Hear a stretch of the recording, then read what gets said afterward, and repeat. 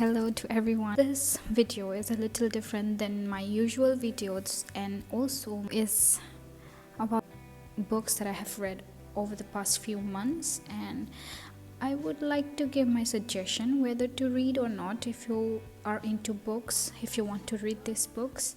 So I hope this video will be helpful for you all, anyone who is watching. So yeah, I think let's start the video. First book that I'm going to talk about is I Want to Die But I Want to Eat Tteokbokki by Baek Si-hee, and this is translated from Korean to English. And this book is a journal. She goes to therapist and she has mild depression, and she talks about all the things she goes through in her daily life with her mental health, and she noted down every day in her journal, and this is piled up as a book, and it really helped me. I wouldn't rate it since it's about mental health, and for me it was like an eye-opener. I really got to know about depression and got to know about what people go through in their daily life, and I think it also helped me to understand my own triggers, my own symptoms, and I would definitely recommend for you to read it if you are someone who wants to know more about mental health, since in our place in India not much of people talk about therapists and everything. So I think it will be of a great help and really helped me in my journey as well. So I would really recommend for you to read it, try it at least. My next book is called Before the Coffee Gets Cold by Toshikazu Kawaguchi. So this book is originally written in Japanese, but this book was translated as well. This book is about a cafe where you want to visit past. You can get back to the past, but there are some set of rules that you need to follow to go back to past for a few seconds or minutes before, but it also has rule that you need to drink the coffee before it gets cold. Yeah, this book has more set of stories, like I think 4 or 5 stories. It is about lovers, family and everything, but to be honest, I did not enjoy it much.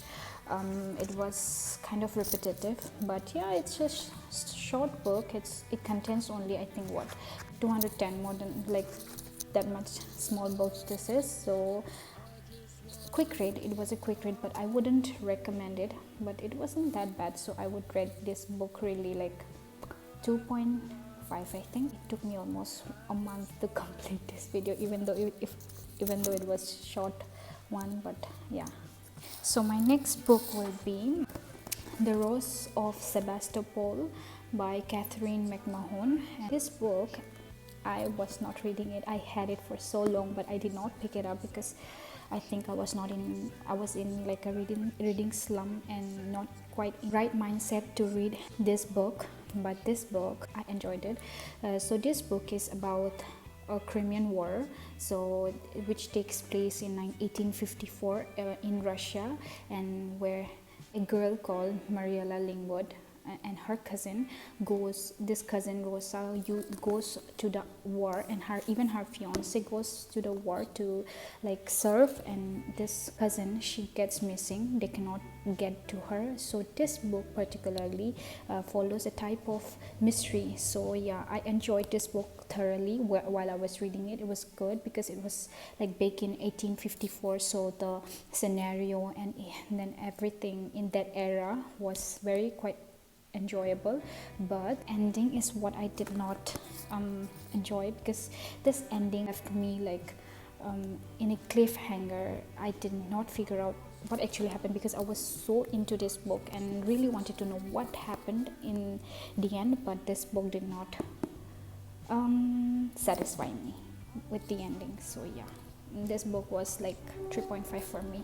My next book is obviously I am a huge romance fan, so yeah, this book is called This Summer Will Be Different by Carly Fortune. This book is about Lucy and Felix. So this Lucy is friends with Lena and they are best friends. For some reason, these two best friends has a rule that Lucy cannot date her brother, but story particularly takes place in Canada, Prince Edward Island. I enjoyed this book a lot because I was very interested in the friendship. This book particularly is a friends to lovers trope, I think, if I may see.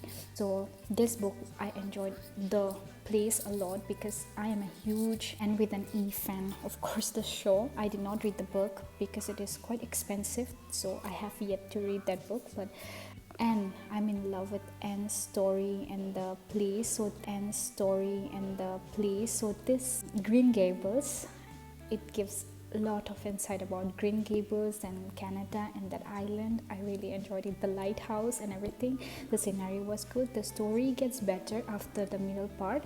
I think in the beginning I was having a little hard time to continue the story, but as it got half part, I really enjoyed it. So this book is very easy and light read and very enjoyable. I was quite satisfied by the end of the book. So yeah, this book I think I would rate 3.8. It was good. I definitely recommend you all to pick it up and just have a good time, I think. My next book is The Love Hypothesis by Ali Hazelwood. So this book is a fake dating trope, and so this is about a scientist and PhD candidate. So they started fake dating, but turns out he has a crush on her for a long time. And yeah, this book is an open door romance, if you know what I mean. This book is really cute. Yeah, I enjoyed it. So I would rate this book 3.5. So my next book is Normal People by Sally Rooney. So this book is the first book that I have read of this author, and I think I actually got recommended about this book in Pinterest. People were really talking about this book, so I was really curious about this book. Since I picked it up, I did not enjoy it at all. This book, I thought it was a romance book, but it was not a typical romance, and they go back and forth in the relationship. I don't know, I really did not enjoy it at all. People even declared this book as their favorite book, but maybe difference of opinion. And also this writer don't use punctuation, which made it a bit difficult for me to read it. But if you want to read it, you can, but for me this book would be 2. Really 2. Nothing more to say. Up next we have The Spanish Love Deception by Elena Armas. And so this book is about Catalina Martin and Aaron. This is also a fake dating trope and enemies to lovers trope. And also this girl is very much single after her long-term relationship, so she has no one to go to a wedding date with, so she picks up this guy from work. Book was really not that up to taste. I thought it would be good, people really loved it, but for me the chemistry was not there. But I think it was a fun read, I guess. But I would really like to rate it 3.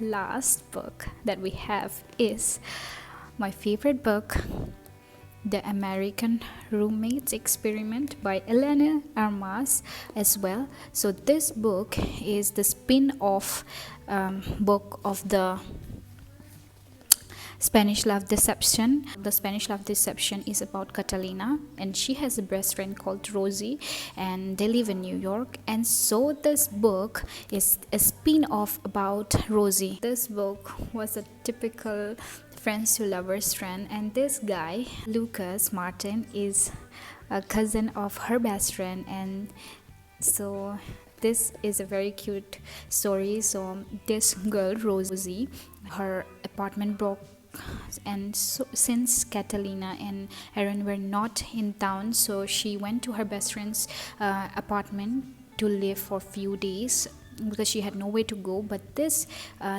Lucas comes and crash in her cousin's apartment, so they share this whole room. And Rosie always had online crush on her best friend's cousin, so the story takes off really cutely, and it is a cute read. And it is also an open door romance. So yeah, this is my favorite book ever. This book, I have not read any book that has topped this book, so I'm really hopeful for books that can make me feel the way this book has made me feel. And so this book, I would love to rate it as 5. Really recommend this book for you all to read it. Please pick it up. If you're a romance lover, please pick it up. Thank you so much for watching my video. Hopefully I will make more videos like this because I enjoy my books, and I hope you also enjoyed and it was helpful to you all. So see you next time. Bye.